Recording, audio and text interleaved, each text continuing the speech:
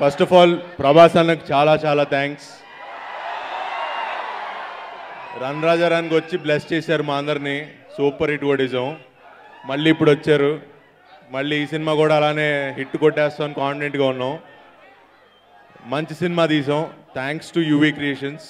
ఎందుకంటే ఇది మా గురించి మేము పోడుకుంటే పెద్ద బాగోదు, హోమ్ బ్యానర్ లాగా అంటే సినిమా ఈ బ్యానరు. అండ్ గాంధీ మా డైరెక్టర్ మంచి కథ తీసుకొచ్చాడు, సో వెరీ హ్యాపీ. అండ్ ఇకపోతే ఈ సినిమాలో ఈ కథే హీరో.